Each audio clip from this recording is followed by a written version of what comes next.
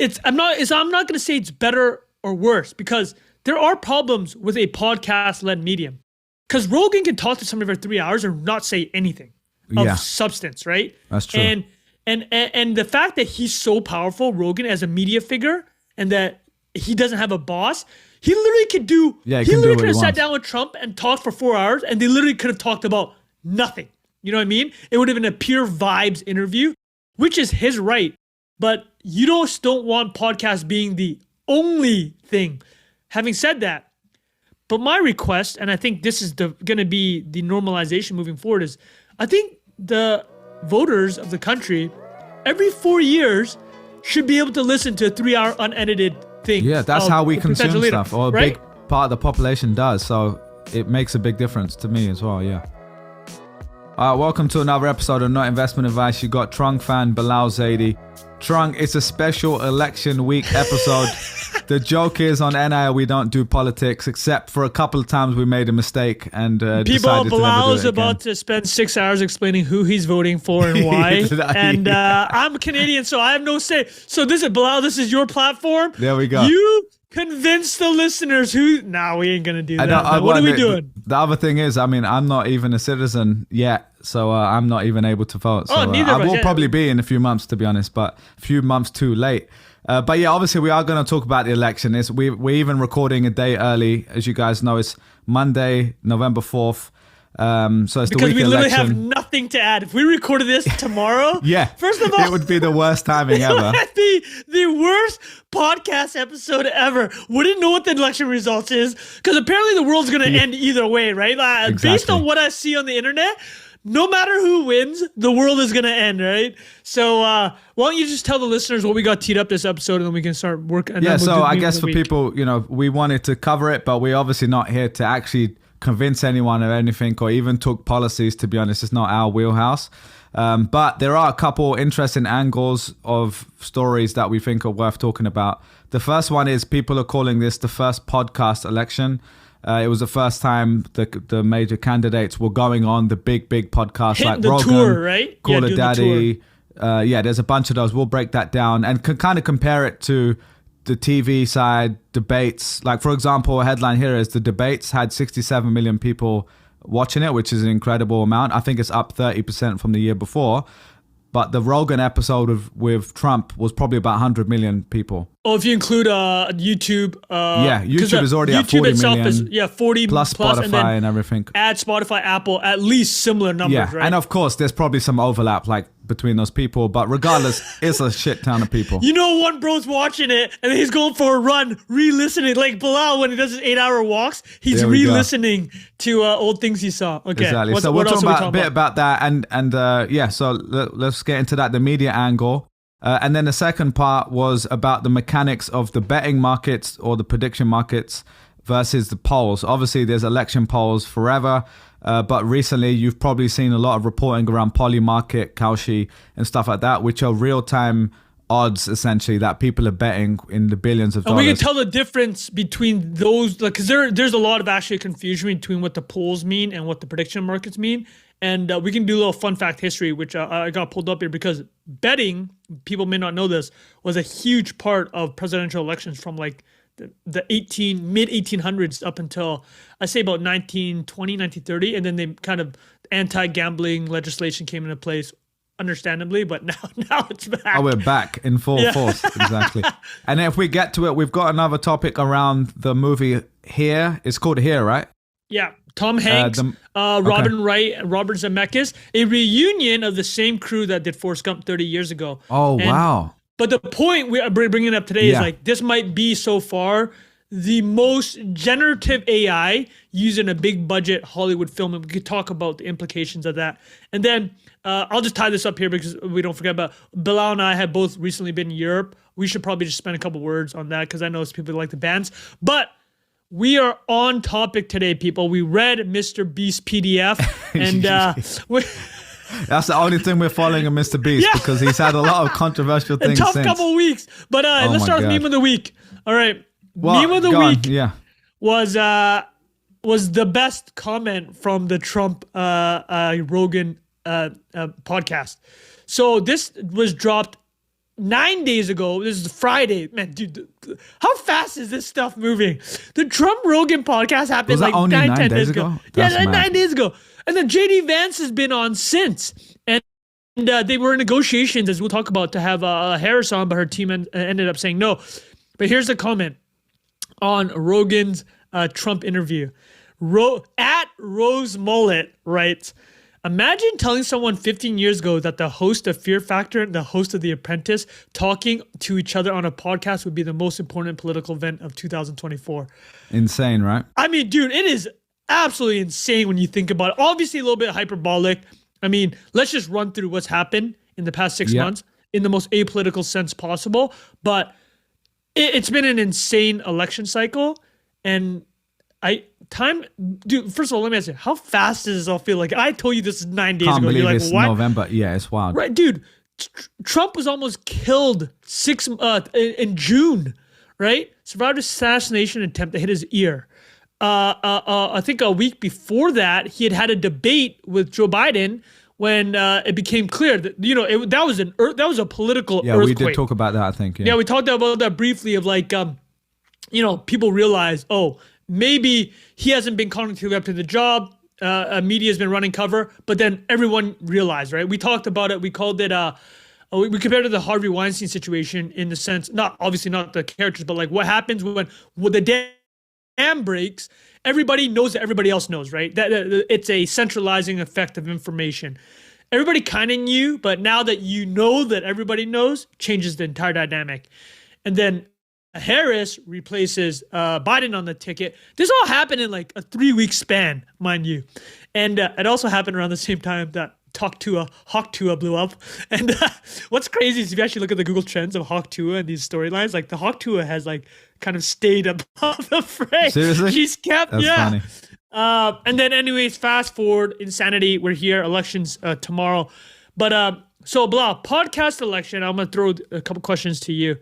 First question is, when did you watch the Rogan Trump one? Because that was the true I did watch it. Yeah, I think I watched cherry it on top of that name of podcast election. Yeah, I think I watched it pretty much like when it came out, maybe within a few days, because it's quite long. It's 3 hours. I'm looking at it right now as well. It's already the second most watched Joe Rogan episode on the YouTube channel. I don't know if that correlates with Spotify, but just to put it in perspective, the other 2 episodes, number 1 is Bob Lazar. I think he's like the alien dude, I think. That's 5 years ago. So in 5 years, it took to get that amount of views, 62 million views. This has only been 9 days, 44 million views. Right. And then for Rogan. For Rogan, yeah. And then the third one is Snowden. Edward Snowden is 38 million views. And the Trump podcast has already beaten that in 9 days, right? So I'm assuming within, a few weeks, this will probably have become the number 1 watched one on YouTube. And yeah, I mean, it was pretty, taking all the controversy. There was some controversy around people saying they couldn't find it on YouTube and all that sort of stuff. Other people have talked about that quite a bit already. Regardless of that, it's already, understandably become a massively watched one. What were you saying? So yeah, I mean, it was the first time, like, really, I've seen a presidential candidate go on for 3 hours. That's why I thought, especially like being a podcast person, style, right? Like conversational, off the cuff, shit, riffing. Yeah, and then I actually watched the JD. I don't know if I finished that one. Maybe I'm halfway through that one. JD Vance has also been on. His Theo is 2 Von. hours. Yeah. They've been doing the rounds, obviously. Kamala obviously also went on Call Her Daddy. Well, let me actually list through. Yeah. Let me list through, because actually you brought up a good point. Because they had done, like, for example, Trump had gone on Lex Fridman's podcast, and you just mentioned Kamala had gone on Call Her Daddy. Call Her Daddy is probably the second or third biggest podcast in the world right now. Yeah. Obviously, tailored to the female audience. And we'll talk about the demographics. But you brought up a great point. Those weren't really what you think of with podcasts. Those were just basically interviews in a podcast environment. Trump riffing for 3 hours on Rogan was very Rogan style. Yeah, like, that was brought very up aliens. Rogan. And dude, to be fair, he did bring UFOs. up some policy stuff, which is good. Oh no, he asked him directly about Jan 6, about him. I mean, listen, people are like, oh, Rogan's gonna softball. Man, dude, it's a 3 hour interview, and the key point I want to make here is this: Rogan built the most powerful media platform in the world. I mean, you got it. If you divide it by how many people running it, him and Jamie, it's like it's insane. It's the most powerful media platform. And he did this over 13 years. A big part of it, obviously, was his anti-institution, anti-mainstream media take during COVID. That took him to another stratosphere, right? And again, people can decide what they feel about that. There are huge constituents on both sides, but COVID took Rogan to just this whole nother level, right? And so the Trump thing was interesting, and you brought up the very good point about that. So I'll list off some of the other ones that he's done, right? And tell me any of them that you've listened to. So I'll start with Harris. So Harris has done around 6 or 7 what you call podcast interviews. So she went on Call Her Daddy. She went on All the Smoke, which is Matt Barnes and Steven Jackson, super popular podcast, NBA podcast by 2 former NBA guys. I actually interviewed Matt Barnes a couple years ago for The Hustle because he was doing some cannabis company. And then Charlemagne, she went on Charlemagne the God Show. Was it Breakfast Club though, or Breakfast Club? It was probably Breakfast Club, right? She went on Breakfast Club.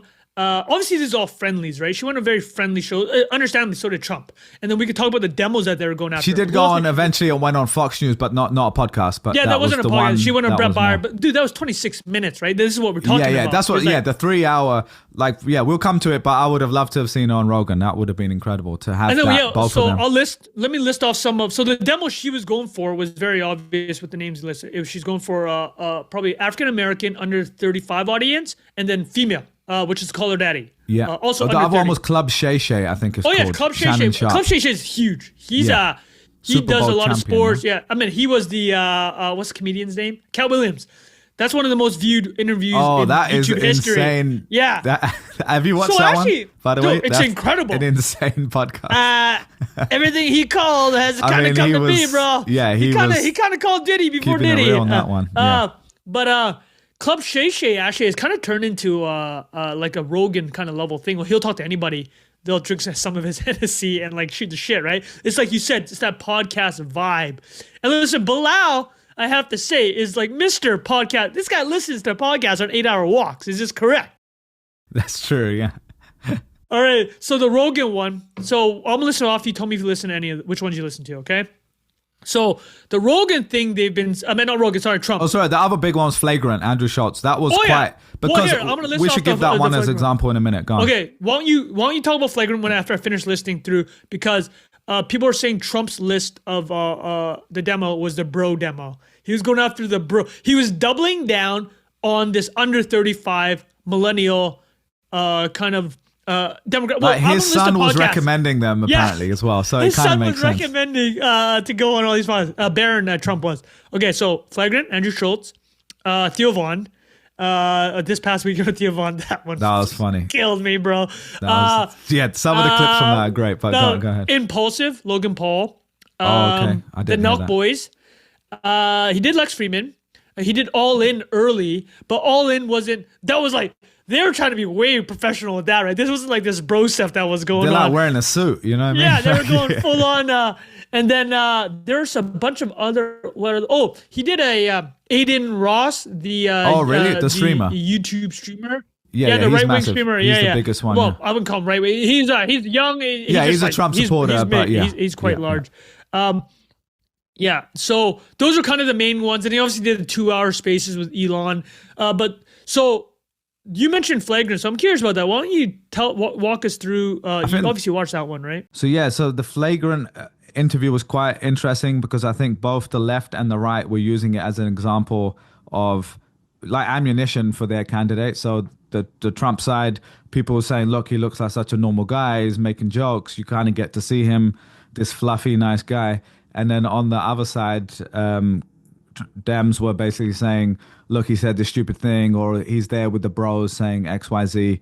So I think that was an interesting take on that versus like a lot of the other ones that people are kind of pigeonholing it straight away, especially like the Joe Rogan one is also interesting because there was the first time I saw clips where people were, maybe it was the Trump one or the JD Vance one actually, where people were commenting who were clearly not Trump supporters saying, oh, this is the first time I'm agreeing with Joe Rogan, because he was asking about abortion rights. And so it's interesting, like we talk a lot about these clips and the short form stuff and like the headlines. And the good thing with a 3-hour podcast, obviously, is you can actually have that nuanced discussion.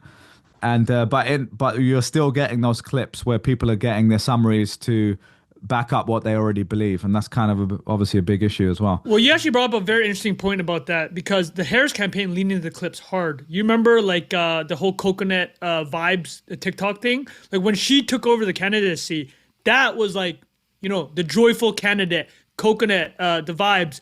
That a lot of that was clips done, and there's an article from the, I think, New York Times talking about how Harris has basically this social clips team, and their strategy, to your exact point, was almost the opposite of the Trumps in terms of which new media format to use.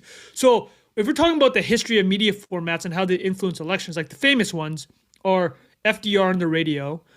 He wasn't the first president to have best utilized the radio, but he wasn't the first, but he became the best, right? The most well-known. His fireside chats during the Depression and World War II, where, you know, have families gathering around the radio listening to FDR explain the situation. What's crazy is he only did, I think, 30 fireside chats over a decade. It's like once a quarter, right? This was not like a frequent thing, but he wielded that medium well. And then listen, if you want to talk about new media and who wielded it well, the Nazis in Germany is very well known. The films they made, television, Goebbels as the propaganda minister on radio, like, that's just an example of people wielding media, right? It's just like, that's just an obviously a very salient and extreme example. FDR with the radios, and then television. Everybody remember the 1960 election, right? Nixon and Kennedy did the kind of the first major televised debate. Actually, what's crazy thing was it was just the two of them in these booths, and there wasn't even really a moderator. They were just talking, and famously, Nixon doesn't look good on camera. Kennedy, we all know that dude handsome, right? And like, he was made for TV. And then Reagan, a former TV star, turned like the face of NBC's programming in the 60s, 70s, became governor of California, and then later the president, because he knew how to wield the medium of television, right? He was very telegenic. So through history, there's been new mediums to communicate content, etc. Different people have different skills to do well in them. And to your point, Bilal, you talked about Flagrant and how the people on the Trump side were basically saying, look how normal he is on Flagrant, right? He's just one of the guys. That is actually a thing about podcasting, right? What does well in podcasting, Bilal? Humor. It's authentic, riffing, humor. Shooting the shit. And so what actually happens then is it filters for the opposite. different... It's a contrast to the buttoned up 5 questions. You know, you kind of know the right? answers It's already. like, Exactly. Can you go into TV for 3 minutes and have the soundbite ready? It's just totally different, right? And I'm not going to say it's better or worse, because there are problems with a podcast-led medium. Because Rogan can talk to somebody for 3 hours and not say anything of substance, right? That's true. And the fact that he's so powerful, Rogan, as a media figure, and that he doesn't have a boss, he literally could do. Yeah, he literally could have sat down with Trump and talked for 4 hours, and they literally could have talked about nothing. You know what I mean? It would have been a pure vibes interview, which is his right. But you just don't want podcasts being the only thing. Having said that, Harris not going on the Rogan podcast, which people have been talking about. So I'm gonna give you my thoughts. I love your thoughts. Yeah. This is what Rogan said. Rogan's like, I was ready. I was negotiating with a team. All I asked was that they come to Austin, to my studio. They come through Texas while campaigning. I would have done it at any time. He said this on a podcast after Trump when he was with Konstantin Kisin. He's just like, listen, I told them, you want me at 9 a.m., noon, 6 p.m., midnight? I don't care. We're ready. We will record. All that we ask is you come to our studio, right? I think length of time, because he only wanted to do an hour. He wanted 1 hour. Yeah. He's like, can we just have a conversation? Yeah, you want to do the way they normally do. My other 2,000 episodes, right? The other 2,000 episodes Rogan has done.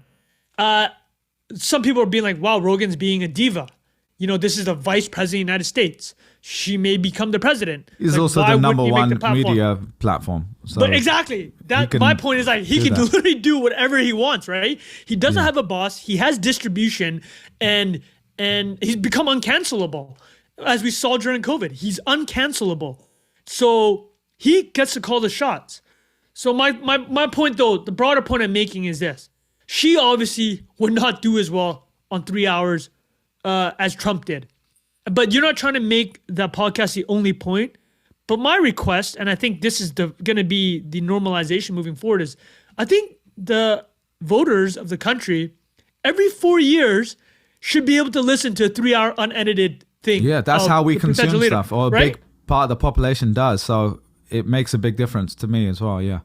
So like by next election, I should be able to vote, and matters. I would love to have that as a. Well, let me ask you, dude. Do you think this will be the norm going forward? It seems like I think the dam's so, broken and down. I think that the correlation I'd have is like 2008, the Obama election, right? The first Obama election. That was what people called the first social media election, right? And there was all the Facebook. I remember there was a whole case study written about how they use social media for the first time. Obviously, since then, social media has been around, and every candidate has used social media differently. I think this election was a combination of podcasting really finally coming to that forefront where they took it seriously enough to prioritize those big shows. And then secondly was the kind of memification part. Like Trump's been doing it since the beginning, but like I was even just mentioning, there was a clip from one of his rallies where he was saying, he's clearly saying stuff like he's saying funny stuff all the time. But he knows like it's gonna get memed. Like he's saying dance party with Beyonce, right, and people make songs. Yeah, the McDonald thing as well. And it's just, you know, he knows what he's doing there. And like you said, her team have got this clip, you know, full on clip team. I'm sure Trump does as well. It's you know, it's part of their social media team. It's smart. That's how people are consuming stuff. So you kind of need to do both of them. It's like if this is a marketing strategy, which it is. It's where's the attention? How do people consume? What's the pros and cons of each? And well, you know, let's take an example over the weekend. Peanut the squirrel. Oh my God. Peanut the squirrel got killed in the state of New York. Yeah, we'll get into it. So the memification, right, is like, and no, but what's the background of it for people who don't know? So here's the background. There's this OnlyFans couple. I think Mark Longo and Daniela are their names. I think they're making $5 to $10 million a year. That guy was made for OnlyFans. His real name is Longo. Yeah, and he's OnlyFans. I don't know if that's his real name, but the dude is absolutely yoked. She's in great shape. And listen, I don't pay for OF, but I can see why they would be attractive. You seem to know their names very well, Trung. You know, I read a lot of articles. But here's a TLDR is he had adopted, I didn't know this was possible. He had adopted a squirrel, right? There's a squirrel. The mother of the squirrel was run over by a car. He took the squirrel in. This sounds insane, but he took the squirrel in, was raising it, and then had basically imprinted in the squirrel's head that he was the parental figure, which does happen. And a quick sidebar, the movie Wild Robot, watched with my son 2 weeks ago. Incredible film, very similar. It's about a robot that ends up on an island and ends up taking care of a bird. So this like parenting situation. Okay, so let's get back to the squirrel. Starts taking care of the squirrel, starts domesticating it, training it. Turns the squirrel I just want to call out. You said, let's get back to squirrel in such a serious tone. And then I was like, I don't even, can't believe we're talking about squirrel right now, but go on. Listen, if anybody's still listening, we're talking about Peanut the squirrel now. Hundreds of thousands of Instagram, TikTok followers, right?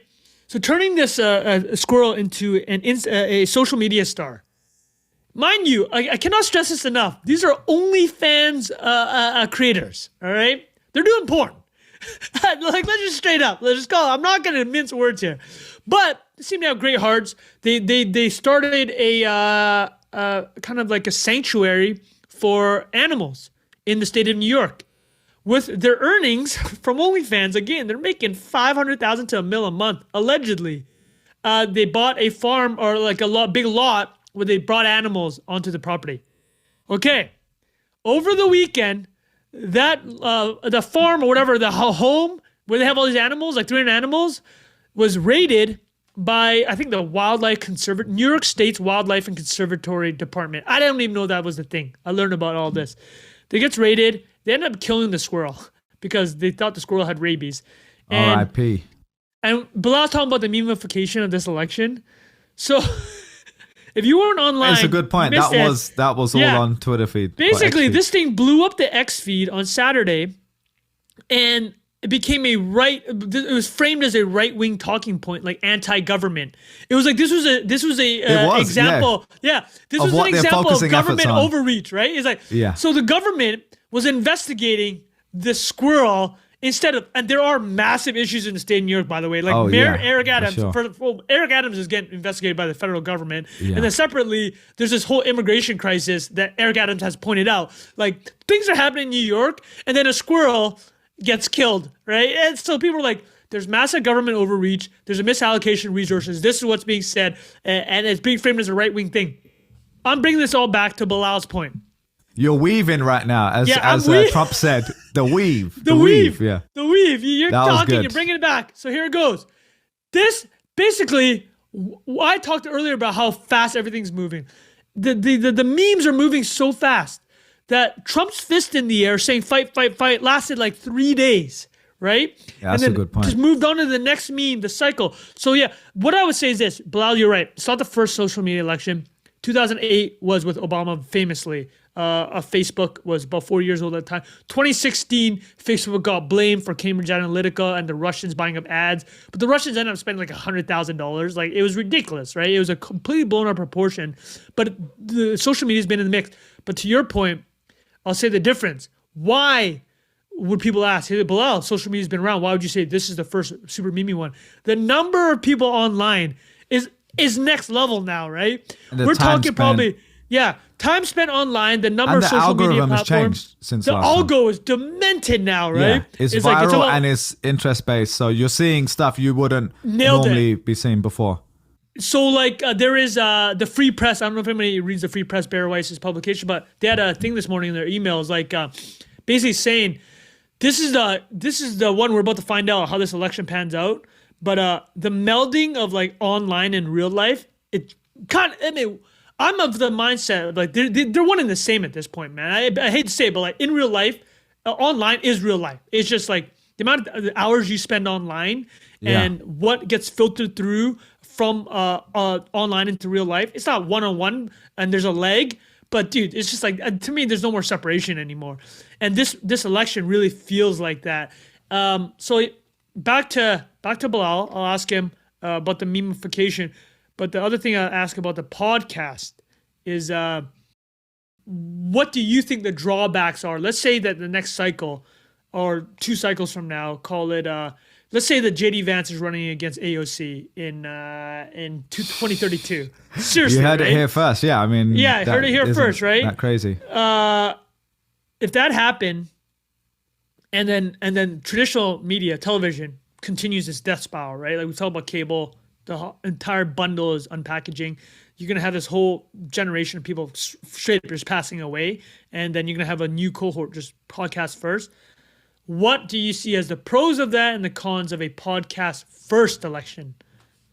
Yeah, I think I guess it depends if you're asking as a citizen or you're asking as a political candidate. So the political candidate side, there's nowhere to hide in a 3-hour conversation, right? Compared to a 3-minute conversation interview or something like that. So that's what a lot of people are criticizing Kamala for. Like, I would love to have seen her on there because I actually think maybe shooting the shit, she might not be as good as Trump, most likely, in a 3-hour conversation. But she, like in the debate, she was actually quite good off the cuff a little bit. She was prepared, but then actually adapted to the situation quite well. But anyway, so that's kind of... No, but I want to jump on that super quickly with a comment. I'm like, dude, she could have outperformed. Like the expectation was quite, you know what I mean? But maybe it was in there. I guess we'll see in a couple of days. The time will tell. What was the upside, right? What was the actual upside? I think it was a risk-reward thing, right? Like there was a lot more risk going on Rogan than going on all the others. Because if Rogan starts asking you about UFOs, like you're in a corner. Like, exactly. So you need to really lean in or lean out. And but I think that's the thing. If she wins, then she did the right thing. It worked. Yeah. If she didn't, I think major questions would be asked of her campaign to say, great point. Look, this is a massive platform. People that might, a lot of people listen to him, I'm sure, are supporting Trump. You have all people in the middle, and you've got a chance to really hammer home your talking points to 50, 60 She would have million reached people. 80. She would have, yeah, no, literally, that's crazy, right? Yeah. 50 to 60 million. And they're not all Trump supporters. Like, let's just be clear Definitely here. not, yeah. Yeah, it's like Rogan has a very wide audience. Well, and the example I heard even Charlemagne talking about, because Charlemagne does another podcast with Andrew Schultz, called Brilliant Idiots. And that one, they both interviewed two of the candidates, obviously. And they were saying the focus for Kamala was to get, like you said, certain age demographic, but also African American, maybe men. I think maybe that was more of a focus as well. But Charlemagne, the host of the Breakfast Club, the number one radio show for African Americans in the US, he was like, "Well, do you know what the biggest platform is for black men in America?" And everyone's like, "We're not sure. Isn't it Breakfast Club?" They're like, "No, it's Joe Rogan." Just because of the size of it. For real? Yeah, because if you just think the size of it, he's just got way more people listening overall. Schultz and Charlemagne talked about this? Yeah, we're talking about it. I gotta listen to the episode. I'm gonna pull that episode. Sounds like fascinating, man. They were chatting a lot of wild stuff, and it was quite funny. But that's the example of, if that's your strategy, just in terms of, it's like getting a Super Bowl ad. It's like you're gonna reach the most people. But like I said, I think her team, if they win, then they did the right thing. If they don't win, you can say, well, look, you had a chance to go on and really swing a lot of these people in the middle and the people that you're going after. But yeah, I think there's also a lot of downsides. Like if it's so close to the election, you don't want any sound bites that are going to throw you off. Like, for example, you saw what happened at one of the rallies for Trump. The comedian Tony Hinchcliffe was there. Yeah. And he said some wild stuff about Puerto Ricans. Obviously, he's a comedian, but that has done quite a lot of damage, like from what I can see. I was gonna actually. That's what we're talking about. Like, I mean, we'll just say what he said. He called Puerto Rico. He's like, there's a floating island of garbage in the Gulf of Mexico, and it's like Puerto Rico. The thing about that is, like, he was the one that crushed the Tom Brady roast. Yeah. Right? He's the roast guy. He does. This is just I think this was a massive miscalculation in the sense of, like, from the campaign, actually, right? No, from the Trump this is what campaign. somebody said. Somebody brought up, he's not big enough for people, because who's the other? Don Rickles.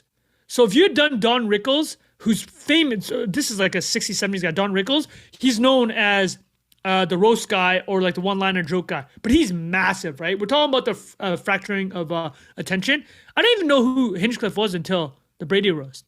Yeah, I mean, he's the guy who does the roast, Kill Tony, which is quite big, but like you said, it is its own world, and he is, his whole style, like you said, is roasting. So if it's not funny, it sounds terrible, right? And in this case, it wasn't actually that funny. That's why it didn't land. A lot of the comedians were just like, this wasn't funny. Like, it wasn't funny. If it was funny, it might have worked. But again, like you said, regardless, you can say it was probably a miscalculation from their campaign to so close to the election to even have that risk. But anyway, I guess time will tell if that makes a difference. Let's jump off of. Do you have any other? The last things I'll say about the podcast selection is some stats. So why is this so much bigger than the previous ones? Let's put some numbers behind it. I'll give you 3 numbers. This is from I think Ashley Carmen at Bloomberg. Sorry, just burped there. She said that 134 million Americans listen to podcasts at least once a month now. That's twice as much as 2016, so the first Trump cycle. A recent survey by Deloitte, I mean, smaller sample size, maybe 1,000 respondents, but 75% says they trust the podcast hosts that they listen to. And then the last thing is respondents between the age of 13 and 24, so Gen Z, 77 listen to podcasts. So your bigger podcast audience trust the podcasters and young demo. So and this then is what I we're would talking add about. the I don't know if that's a great call out. And then the depth, like the time spent is exponential. That's the main reason to do it. You're watching a TikTok clip versus for a minute or 30 seconds versus hours of a podcast. We're talking about, it's parasocial. Like we joke about this, right? We've met NIA listeners in the real world, and it does feel like they know you, right? They'll say stuff that you're like, I don't even remember saying that, or stuff about me that I don't even remember. Yeah, I totally forgot. Right? Wow, did I say that? Like, sorry. Exactly. But let's wrap that up. That's good on the podcast selection. Next thing, I'll jump on this one because I actually have a lot of notes on the let's the go. So tee up the betting market or prediction markets, and some people would have seen Polymarket, Kalshi. They're the 2 big ones, I think. Yeah. Versus traditional polling. So what is the difference? What's the big deal here? All right, so right now, as of Monday at 10 a.m., Polymarket has Trump at 58% to 43%, and that doesn't equal to 100 because there is a tie situation. Kalshi, which is the other main betting market in the cycle, has it at 53 Trump, 47 Harris. Wow, so way closer. Way closer. And then Nate Silver, the pollster. So Nate Silver famously aggregates polls, and he became really famous for calling basically every county for the Obama election, I think, or every electoral vote. He has it Trump at 50.4% to Harris at 49.2%. Now, the win probability. That's what he's saying. So say that again, 51 versus 49? 50.4 to 49.2. Wow, so super close, like a coin flip. It's a coin flip. Yeah. So people are asking, okay, what's going on here? What are the differences? Okay, so first I'm going to talk, what is Polymarket? Polymarket is a crypto-based predictions market, not allowed in the United States. So that's remember this point.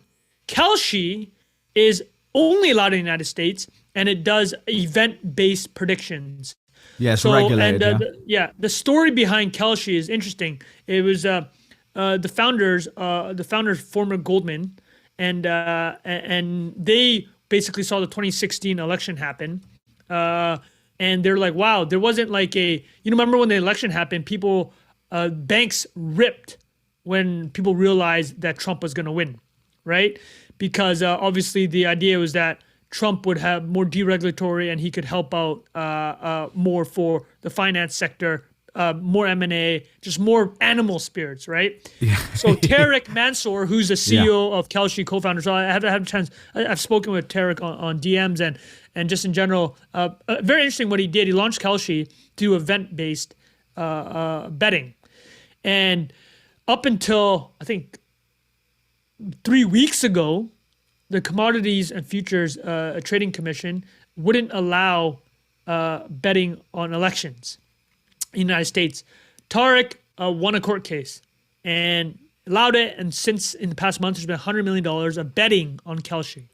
And I think Polymarket's about similar, maybe 100 to 150 million. So there's a lot of betting going on. People are looking at these things, but these aren't like massive markets, right? Like foreign exchange is a multi-trillion-dollar market, just to give you an idea. But people clearly want to express, we talk about the degen economy. We bet about everything. Every single thing in the world is getting bet on, right? It's like you should be able to bet on the elections. And so Polymarket was being done outside the United States. People in the US weren't supposed to be able to use it, but a lot of VPNs I'm sure were used. VPNs are used for many reasons, if you know what I'm saying, but that's one of them. And then Kalshi has come on in the past month. Also, Robinhood moved quickly. Robinhood, the app, introduced election integrated, based betting. Right? Yeah. So that's the top level. I will say real quick, I remember in the UK, growing, even 2008, I remember people betting on Betfair, which is a big exchange back then. I remember people at my university were doing it, and I was like, damn, you can bet on the election? That's wild. And it's just, it's kind of crazy. Like, it's taken quite a long time because of regulation stuff here for it to even be a thing. I do want to come back after you finish your thing I want to ask you about Polymarket not being available in the US, because there was a whale, which apparently is from France. Yes, so we'll talk about that in a minute. And so now that I've explained these two companies, the question then becomes, what's the difference between a betting market and a polling market, right? So let's kind of tease that out with a quick history of the betting market for elections. So as I mentioned earlier, betting has been done, and this was a Wall Street Journal article. They talk about the history of betting in presidential elections. So this has been going on since the late 19th and early 20th century, before the rise of modern polling, which is about a 1950s phenomenon. Okay, so newspapers used to just report the odds for like Democrats and Republican candidates, and I don't even know what they were doing, man. Because how did they even come up with this? This is what the Wall Street Journal wrote in 1924. 1924, 100 years ago. Betting odds are generally taken as the best indicator of probable results in presidential campaigns. They provided unbiased reports on the psychology of the reaction of the audience, right? It's just like, at the end of the day, we all talk about it here. Do you have skin in the game? That's the most truthful thing that you can have, yeah, right? Like you're putting money on the line here because you believe something. Exactly. Versus just a scientific survey-based thing. Or just yakety yak, right? Like talk is cheap. That's what people say. Yeah, exactly. So remember, like the betting, like you could just bet on presidents in the during this time period.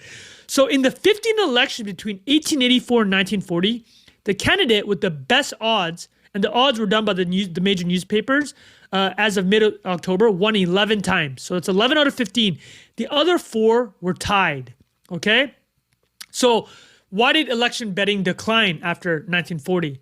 A lot of state anti-gambling laws combined with this new statistics and polling methodology that was developed. So remember, 1940, statistics was not a huge thing. Economics had not really taken off in the way we know it today.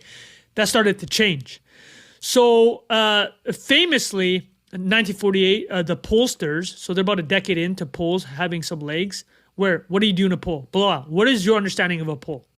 Yeah, for this sort of poll, they're basically calling up people now and they're asking them questions. So it's survey based. So it's the same way, it's not, you're getting representative samples. So I don't know how many people that is, like 20,000. I don't know.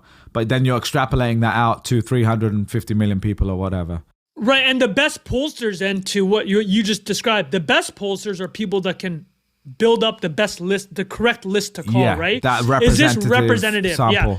Ask the right questions, reach out to the right people. So the polls. Do you know how many people that they would actually? Sorry, do you know how many people? Because I said 20,000 made that up, but I think we're talking polls in the hundreds or even in the thousands. Like not that many. Okay. Yeah.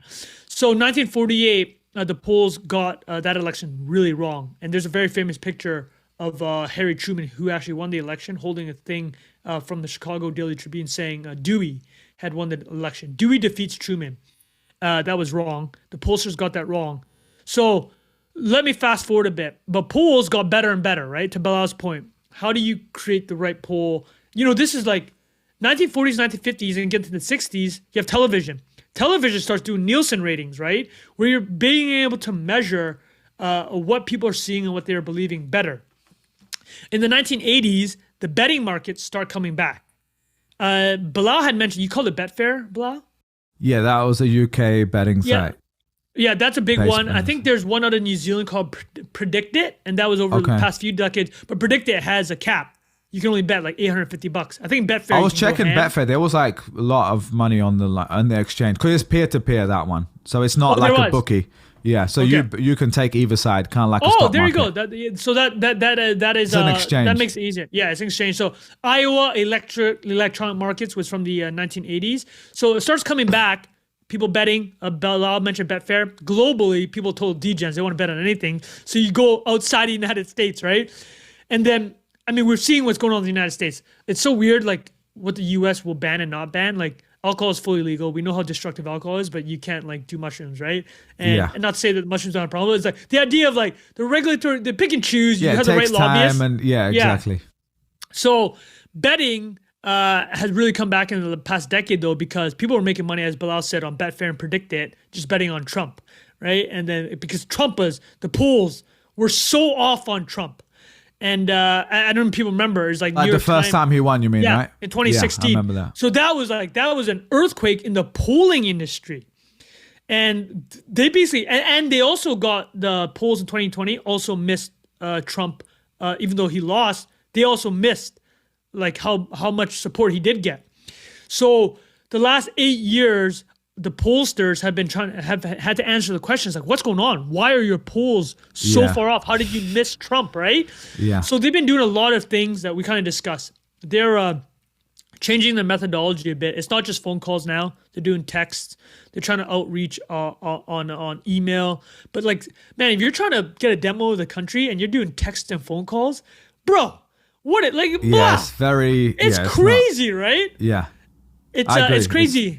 So they've trying to do better about the other thing, sorry, really quickly, and on the Trump thing specifically, is how many people don't want to say they support Trump, right? So that's exactly, and how many people pick up them calls nowadays with all the robocalls and stuff. I don't know who's picking up the calls. It's probably a very specific type of person too. So like honestly, probably older, right? It's probably older, exactly. Like to get a 25-year-old who gets 50 of those calls a day on robocalls is, you're not going to get that part. But yeah, it'll be interesting to see by the end of this how close they were, because maybe they've figured it out. Well, I'll answer just to add on top a couple things I'll list off a couple things they've tried to improve specifically around the 2016 results. They realized that they have to reach out to more working class and white voters. That's just a straight up thing that they missed, right? More cell phones, not landlines, as Bilal alluded to. Yeah. Bilal, you don't even have a landline, do you? No, I don't know. Exactly. More online surveys. And then a couple other things they're doing is they're actually asking now, they added a question about who did you vote for last time. So they're adding that. Oh, that's good. Yeah, they're adding that to the mix. But it's to your point, it's called reveal preferences, right? It's like you'll say one thing, but what did you actually do? So if in 2020, somebody didn't want to say they voted for Trump, and then it's who you're going to vote for, they're like, I'd rather not say it. And then they'll be like, who did you vote for last time? Like, Trump, right? Yeah. You can kind of, that's I will say, most people who say they don't want to say, I assume they mean Trump. You know what they mean, right? Yeah. Yeah. Although I could be wrong, but that's my Trump assumption. Living in New York too, especially. Yeah, fair enough, right? But Trump is much more this cycle. Is like, it's just the dam's broken, right? Being able to say that you're a Trump supporter is not what it was. It was in 2016. 8 years ago, yeah. Definitely. That was like, it was a craziest Well, like in our world, Silicon Valley, like how many people came out to support this time versus 2016 is night and day. I mean, obviously Elon being the most visible of it, but there's been down the entire valley. Yeah, so, I mean, if you told me Chamath would be doing a fundraiser for Trump, the all-in, host and famous VC, or it's the first time I've seen it. Obviously, on Twitter, just revealed preferences. Even Naval like sharing that as well. So totally. Yeah, it's. Naval's been going hard for Trump, man. Yeah, he has. So let me add a couple notes on that. So that's the history, right? So to quickly summarize. Betting used to be fair game, and it was very accurate. And people express with money. Talk is cheap. Dollars is what people. That's conviction right there, right? The polling sciences improved started actually becoming a thing in 1940s, and then that's basically been the way for 7 to 8 decades. Betting has not been legalized in the United States up until a month ago for presidential elections. So. Over that time, you had polling, which did fairly well. And then you had 2016, which was the polling earthquake of Trump. And then they've been trying to fix that. Now people want to ask, why is it that these betting markets are different than the polls? Why is Nate Silver saying 50-50? The betting markets are giving Trump 53-47 or 58-42, right? I mean, these are just two different things. The polling is asking... a survey of potential voters, what they're going to do and who they will pick for the election. The betting markets, it's a marketplace. It's asking, who do you think will win the election? These are two different things, right? Because you have to remember. I'll give you a very simple example. If Nate Silver's poll showed his aggregation of polls showed Trump winning 51%. Okay, let's say that this afternoon, Monday afternoon, that goes up to 55% somehow. It's not going to happen, but that's a 4% jump, right? In the prediction markets, that would be seen as such a big jump. Trump would probably move from 55% to 80% victory, and then you can do vice versa with Kamala, right? And that to me is the simplest example of the difference between the polls and the betting markets, because the polls themselves don't have to move a lot to tell you a lot. For example, if the polls told you that Trump was going to take all the swing states, even by a percentage, this change, or Kamala would, you would see that reflected in the betting markets in massive size.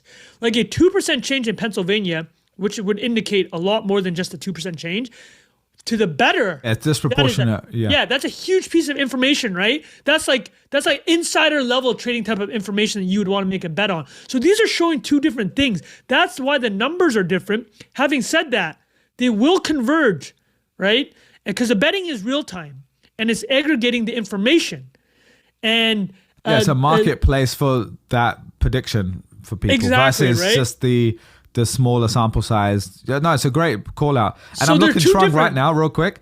$3.2 billion in volume just on Polymarket for the presidential election winner. Popular vote winner's got 552 million volume. So it's just an insane level of Well, I let's I know talk this. about that. Like you compared it to Wall Street. Like obviously that's crazy numbers and predictions in air quotes. Now I would also say, Trung, real quick, before all of this, before Polymarket, Kalshi, the way you basically bet on this was the stock market and stuff, right? Like you were basically betting. Oh no, people are looking right now. You look right now, like what stocks are up? I'll give you an example. Yeah. A couple stocks as of this morning, which are very Dem coded, are ripping. So which one? First Solar. Okay. So it's up 5% now. First Solar. What's the cannabis company? Canopy. Yahoo Finance. So let me see. Canopy, Yahoo Finance. So First Solar's up 5%. Canopy's up 14%. Those are Dem coded, right? Because that's an interesting signal, though. So like those are Dem coded right now. But if you had looked, well, here's the most coded stock out there. What is Trump Media saying? Trump is up 10%. Trump DJT is up 10%.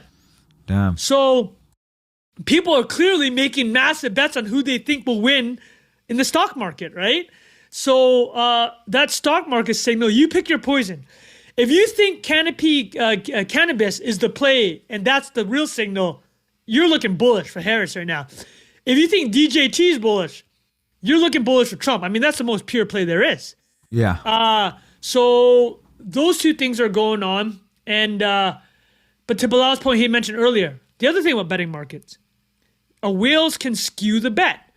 And I was going to ask about like potential manipulation, just as you start talking about that. I wouldn't even say manipulation. It's like this guy. So they interviewed or potential for manipulation is maybe because I'm not saying it's actually happening, but that's a criticism. Can a whale come in, right? For example, let's say I'm just making this up. Elon Musk, richest man in the world, wants Trump to win publicly. Let's say he was betting on one of these markets, and he's like, "Well, get the Trump voters out, right?" Yeah, and to be like, "Oh wow," and it that can then preclude like other people then saying, "Well, I'm not going to go out and vote now," or whatever, because it's you brought up a great point. It's coming around in the media. They're saying on prediction markets, this is happening. Yeah. He's way ahead, and that can actually impact future behavior potentially. Well, let me give you the opposite of that. Did you see the Iowa poll? So one of the best what happened there? So over the weekend, one of the country's best pollsters, her name's Ann Seltzer, I believe. She has called Iowa, like the last 4 or 5 cycles, like even against the grain. She went over this weekend, and Iowa is a Trump state, and very healthily supposed to be in the red bucket for Trump. She came out and said Harris is pulling ahead of Trump, which is it was a shockwave. But to exactly your point, Bilal, on Twitter, on X, a lot of right-wing Twitter saying this is a psyop. She's releasing this for you to not believe, to think that there's a Harris wave, so you don't go vote. So I get what you're saying, and both sides are saying this now, right? Like people will be saying this nonstop. But the example that people were saying was they noticed that on Polymarket there was one whale, or it's like 3 or 4 whales, and Wall Street Journal actually tracked down the voters and the bettor, and it ended up being, like Bilal said, is a French guy, because in France you can use Polymarket, although I'm sure people in the US are using VPNs. It was a French guy that thought the polls, he did not think that the polls were right. He had made his money in finance, ended up putting 30 mil onto Trump. So if you saw over the summer a Polymarket up 65-35 Trump, a lot of it was based on this bet, because an individual can move a market, basically. It can move a market at that scale. There's a question of how much it can move it, and the other side of the bet is if he moves it so much, dude. Again, this is betting. People will be like, "Oh, this is way off." Like you're telling me you're gonna give me Harris at 35 cents on the dollar. I'll take that. Like, these are like bettors, right? This is what bettors are thinking. I saw a lot of people posting that exact tweet, right? Yeah, that's a joke, right? Oh, they're selling dollars for 35 cents, right? Yeah, and then people in the comments are like, well, you should be betting on it, because if you truly believe that. What's the Jack always says on the pod, like show me your bank account or show me your credit card statement. That's what you actually show me your portfolio. That's what portfolio, exactly. So interesting things happening. But again, it's the same to me as the podcast part. It's just one more piece of information. Yeah. It's like the 3 hour every 4 years is one more piece of information. And I think that should be the norm. In fact, Rogan said that 2 candidates should have to be sitting in a room, just the 2 of them, for 3 hours. That would be incredible. Unedited, unscripted. unproduced. That'd be amazing. And I would love if they talked about policies, man. Yeah. Versus just like calling. I'm not saying they aren't right now, but just like, personal preference to actually hear. Because half the time amazing, I'm like, right? I don't even know what policies these people actually are supporting. Like they're just gunning each other out half the time. Well, like Biden and Trump, the most, remember the debate, the most salient thing was the golf. That was, yeah. I mean, at least that was funny at least, but yeah. But anyway, no, really good breakdown on the betting market versus polls. Anything else on that's worth mentioning? Betting market poll. No, that's, I would say, I think towards the end, they will converge a lot more, right? Because now it's game time. The efficiency of the market sort of thing. If people think that a dollar is being sold for 35 cents, they're going to pile into that trade, right?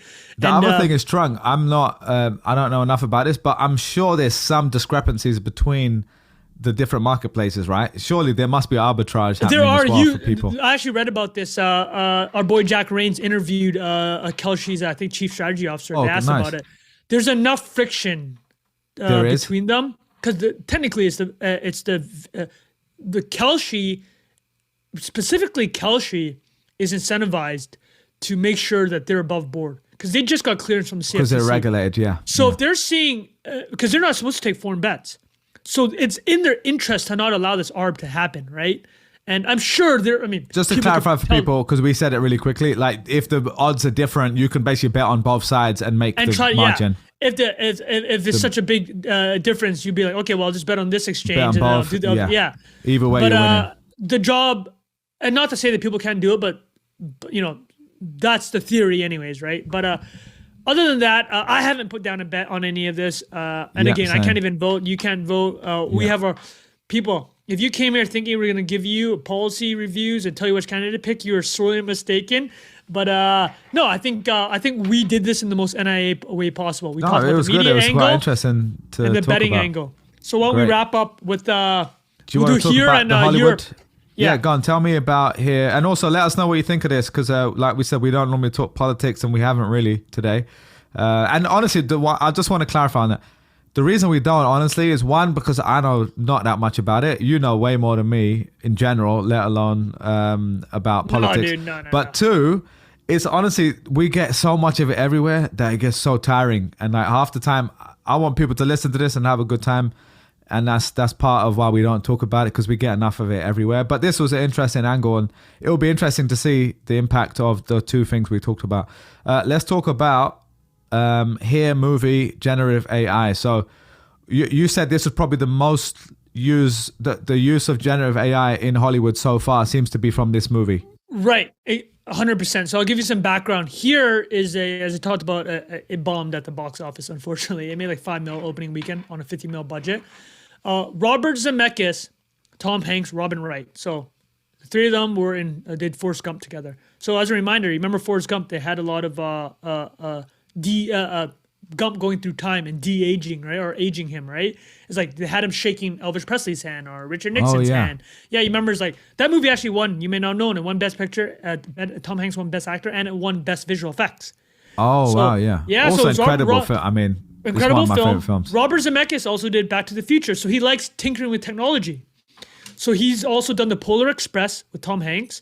He did Castaway with Tom Hanks. So they like doing films where motherfucking Tom Hanks looking weird and older and stuff, right? Like they like playing around Tom Hanks, and which sounds kind of weird, but so this film, the idea, if you're not familiar with the plot of here, it takes place in one home over multiple centuries, but it's primarily centered around one couple, Robin Wright and Tom Hanks. So between the ages of 20 to I think about 80. And real quick, it's not related to Forrest Gump at all. It just happens to be it's the just same happened. actors. It's the crew's back together. So there's this question about de-aging, right? Because they want to show Tom Hanks a younger Tom Hanks and a younger Robin Wright. So what do you need, Bilal, as your understanding of generative AI? What do you need to have good models? You need good inputs, the right? Source, yeah. Inputs. Do you think we have a lot of inputs of Robin Wright and Tom Hanks footage over the years? I think so, yeah. We're talking about 40 to 50 years of images and videos of these two. So the company that does this is called Metaphysics. And Metaphysics, the chief content officer, his name is Eric Albright, I believe. I had it on the tip of my tongue, but the whole point is this: Eric Albright used to be CEO of Digital Domain, which was James Cameron's VFX company. They did Titanic. They did Benjamin Button. They did adaptation, and he also worked on Tom Cruise and Maverick. These are the best of the best. He realized what generative AI was going to do. So Bilal, typically, how would you de-age Tom Hanks? Imagine you're Robert Zemeckis and you didn't have AI. You're talking about without AI, like it's for makeup and stuff like that, right? Yeah. Makeup, what and special effects. Exactly. Two main options is makeup or special effects. Here's the problem. Makeup, you can make somebody 15 years younger, 20 years younger. You're not going to make them 12 years old. Younger. Yeah. Exactly. CGI, estimated, so the New York Times wrote about metaphysics. They said it would have taken hundreds of VFX artists, tens of millions of dollars, and months to get the same effects that they ended up getting for the movie here. So Robert Zemeckis said, I could not have made this movie 3 years ago because I could not have afforded the VFX that would have been involved.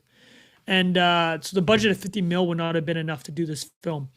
Now, they took all this video and images and they literally just, the way you do it now, Bilal, you make a photo or you go to Runway, you want to make a video, you literally just type a prompt. That's essentially what they did. Obviously a little bit more complicated, but they did generative AI style. So they would film Hanks and Robin Wright naturally, and they wouldn't have the thick makeup, which you would have if you wanted to be de-aged by makeup. And they didn't have the those CGI dots you have all over your face. They didn't have that either. So generative AI saved time, saved money, and did things that they could not have done otherwise. So I'll just end with this. I think it's an interesting experiment. Obviously, the film didn't do very well. I am interested in seeing it. I probably will if I can get to theaters. So the two thoughts I'd have on this is it increases the amount of films that could be done because the budget. But then the question becomes, you lose all the VFX work, which kind of sucks, right? But does that balance out though? So this is the question. This is the tension of a lot of AI now. Does the fact that you can make movies now that you couldn't otherwise have done substitute for the fact that you lose these VFX artists? You see what I'm saying? No, it's cool. I actually kind of want to see it now.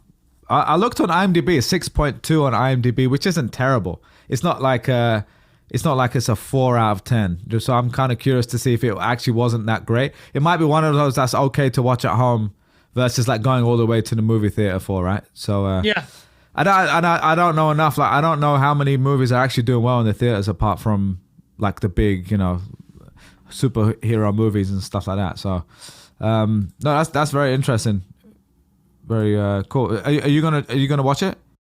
I probably won't end up watching it because we talked about I'm gonna watch Gladiator 2 with Zell in 3 weeks. Is that out in? It's coming in 2-3 November 22nd. Oh, that I'm need to watch the original one again. Like obviously I watched it back in the day, but I watched that probably when it came out. So I want to rewatch that. I don't remember anything of what happens, so that'll be fun. All right, man, that was great. Anything else you want to talk about? Obviously the Euro stuff. Did you want to talk about that real quick? How was your? Are you able to talk about this or? I mean, dude, yours is closer. So why don't we talk about no, I mean it was all good. Yeah, no, it was all good, man. I got to go back to London for a quick trip. Was good times. Just after there was actually a lot of political chatter because of the budget. Did you see this? There was a big UK budget that was going on. So it was actually kind of interesting to get on the ground. We're not talking about politics, people, unless we are talking about politics. Well, that one, we've been. But that was a big talking point with you and the fam. It actually was, which is interesting because we don't actually talk that much about that sort of stuff at home, and it was interesting to see not just with them, but even seeing friends and people there. Just the state of the UK as a whole, like the change of government. And all the different things that have been going on there. But yeah, good times. What about you? You made a little trip yourself. No, well, you got to tell us, the listeners, what your main event was. What did you do? I saw a lot of good people. But no, I did go to the Arsenal game, which was Arsenal-Liverpool, which is a big game. Rivalry? Ended up being 2-2. Yeah, I mean, it's the two of the top 3 teams this year. And so that was insane that I could even get a ticket. And I had a great time. It was quite emotional. I haven't been there for a few years. Sounds very weird saying it's emotional, but as you know, Arsenal plays a big role in my life, and every week I get to. It's the only time I give myself space to do only that and not worry about anything else.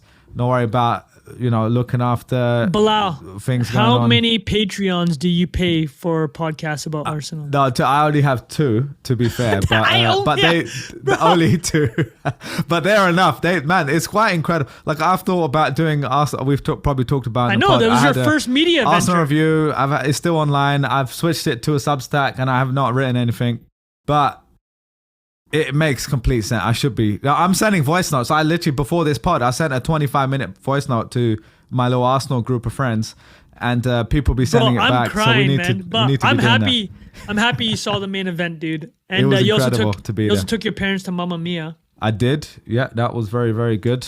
Good times. Have you ever seen Mamma Mia? I've seen the movie. It's incredible. I haven't seen. I would love to see the play, man. Yeah, it was my mom's birthday, so we had to go. And they loved ABBA. How much is a musical? What? How much does it cost? You mean? It was a musical, right? It was a musical. Yeah, it's a musical. Yeah. Yeah, how much were tickets?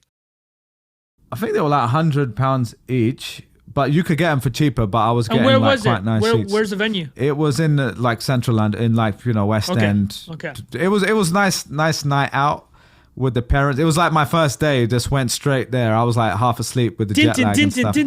Yeah, it was fun because for them they loved ABBA growing up, so it was kind of a throwback for them. So that was what's so funny that that movie is in so many people's heart, and it's literally just about a mom that's a total effing like she just banging mad dudes. It's quite funny. Yeah, it was good. Is that movie getting made in 2024? I don't know. Probably not. But it should be. Yeah. The Mamma Mia film is sick, by the way. Pierce Brosnan and I don't think I've even watched it, to be honest. It's wait, can I pull up who the actress is in Mamma Mia? And the other thing I will say, I went deep in the hood of East London, Meryl Streep, strict Pakistani area. Like you literally walk down this street. It's Ilford Lane. It's called. You don't see a white person. It's like the videos that be posted on Twitter of stuff that happens. This is the street, but I had the most banging Afghani food. Man, have you ever had Afghani food before? I have. There's a restaurant in Vancouver called the Four Horsemen. And, is it good though? Yeah. Man, they do the most incredible food. It's like this huge mixed grill thing with just all types of meats, 4 types of rice. Oh man, and it was so good. And that was one of my highlights. That was probably my favorite meal of the whole trip. Dude, it sounds like it's worth any risk that's in the alleyway for that one. Oh yeah, definitely. What about you, Trung? You had a little getaway. Yeah, I did a quick detour. I went to Paris. I took. I'll say this. I took my mom. She's 75. I think mid-70s, and she obviously grew up as a Vietnamese in the Vietnamese colonial system. So she's fluent in French. And, oh wow, that's helpful. She spits French like a Parisian, like not like a Quebecois.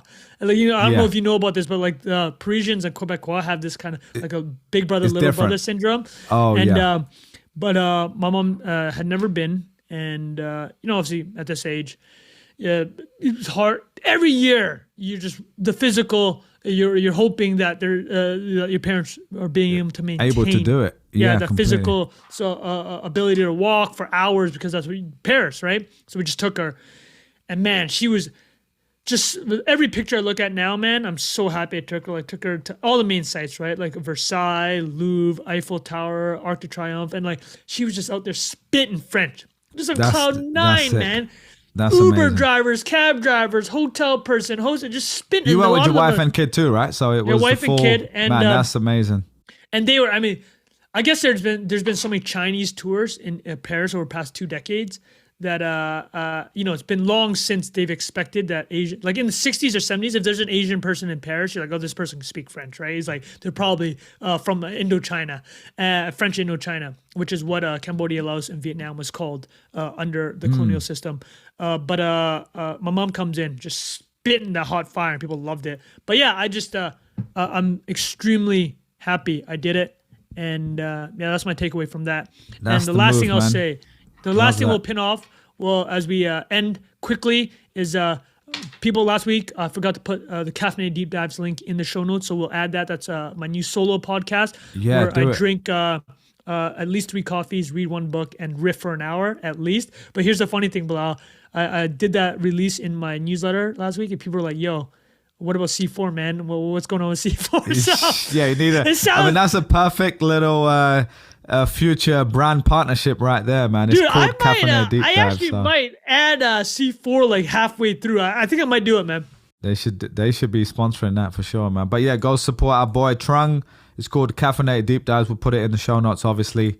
And you put out 2 episodes now, I think, right? You already did. We put them both on this feed too. Obviously, last week iPhone you already saw and it. Calvin and Hobbes. The iPhone one I put a year ago on this feed. We got great feedback on that. Thank you for everyone. So for people, what other ones have you got in the locker? Is there other ones you want to Sriracha, Lego Brick, Sagrada Familia, Beatlemania. It's all like, it's very, they're topics of interest. Fan. People will love it, man. People go check it out. Go subscribe. But dude, amazing. We'll be back next week, and thank you everyone for listening. I know we've been away for a couple weeks with the and also with the crew with Big Jack, but we'll chat soon. All right, man. Yeah, great. Everyone, take it easy this week. Obviously, lots going on. Don't take it too crazily. Don't take it too seriously. It is what it is. Hopefully, we stay safe and sound. We'll see you guys next week. Cheers. Peace. Bye-bye.